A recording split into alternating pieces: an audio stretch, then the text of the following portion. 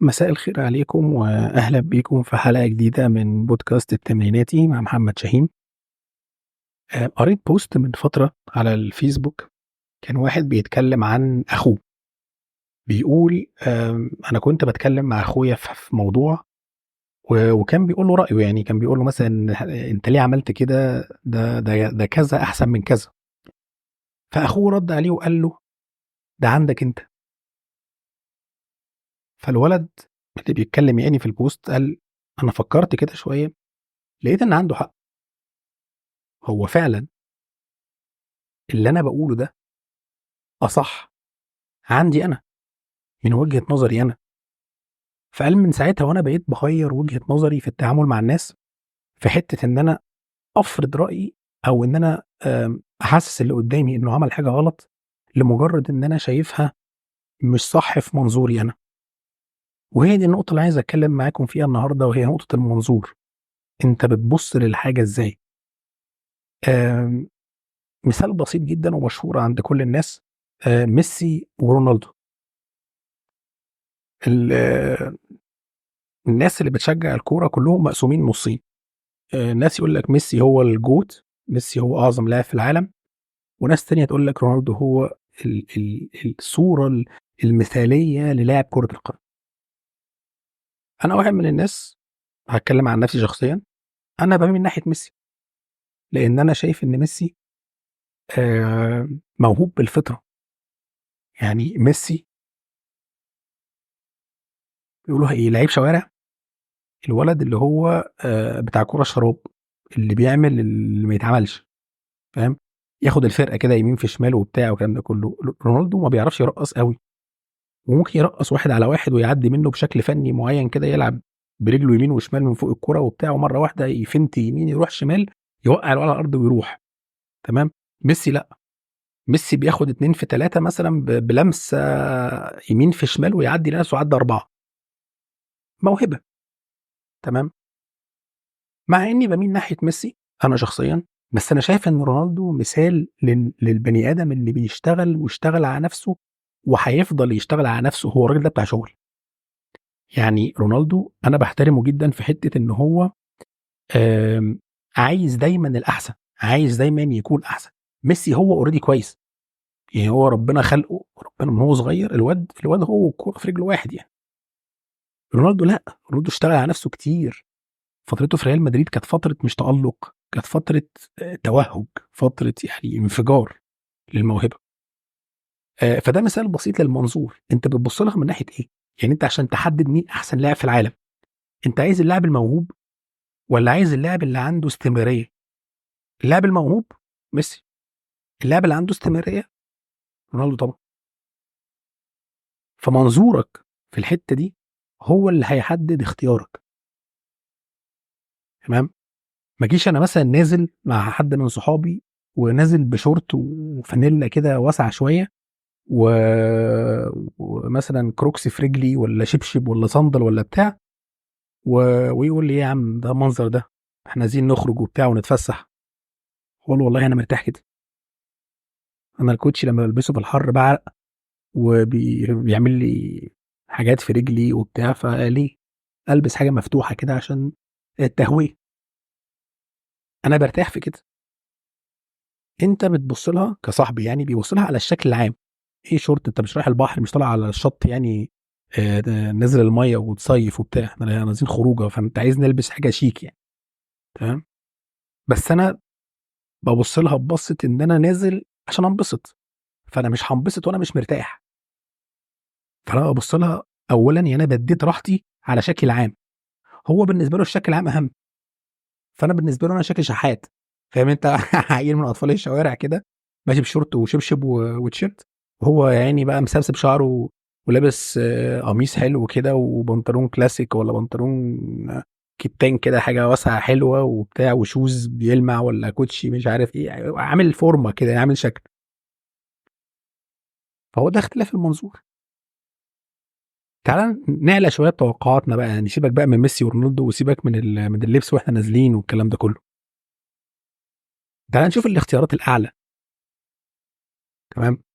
يعني واحد مثلًا بيشتري شقة، واحد بيشتري عربية، واحد بيفاضل بين شغلين، يعني معروض عليه وظيفتين وبيوازن بينهم. تمام.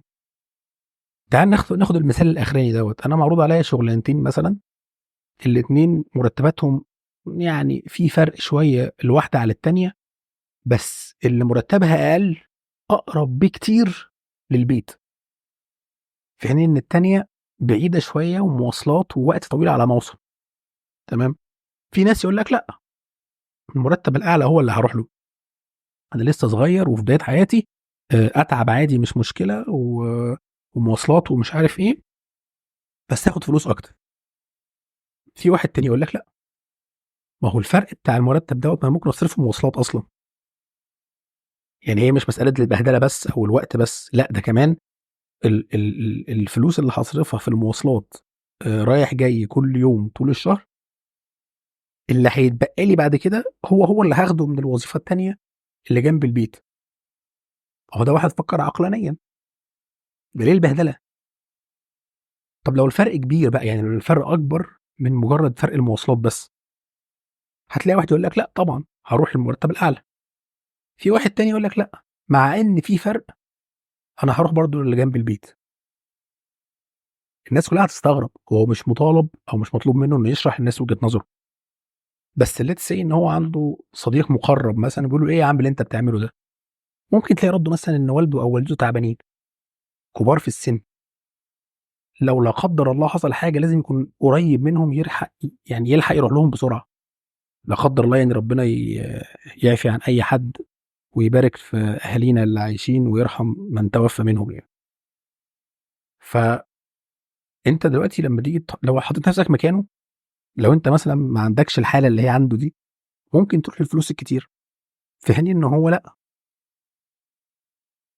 انا اخترت علشان ظروفي كده. فانا ببص للحاجه، آم، يعني اقولها لك ازاي، ببص لها من نظارتي، يعني ببص لها من عيني انا، من منظوري انا، من الظروف اللي في الخلفيه عندي اللي ما حدش يعرفها. تمام. هديك مثال بسيط جدا وبيحصل معايا انا شخصيا. تمام. انا رجلي كبيره يا جماعه، يعني انا رجلي بلبس 45 و46. تمام. فانا اتعلمت من زمان جدا ان لما اخش اشتري مثلا كوتشي او شوز او حاجه، انا بدخل الراجل اول حاجه بقولها له بقول لك عندك ايه في المقاس ده، يعني عندك ايه مقاس 45 46 في الكوتشيات الاسود او الكوتشيات البيضاء او مش عارف السليبرز اللي مش عارف ايه كده.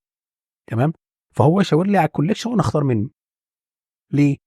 لان زمان كنت بخش اشوف كوتش عاجبني جدا جميل، اقول له لو سمحت عايز من ده 45 او 46، يقول لي لا ما فيش اكبر حاجه 42. لا حول ولا قوه الا بالله. طيب ماشي، طب ده، لا والله اخرها 44.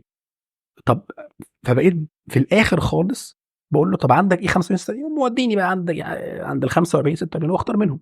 فبقيت بعمل كده من الاول، خلاص اتعلمتها.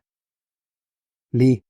لان انا ما كانش عندي حريه الاختيار، انا عندي ظروف، ربنا خلقني برجلي مجداف، فانا من حقي ان انا البس كوتش، فانا عايز كوتش اسود.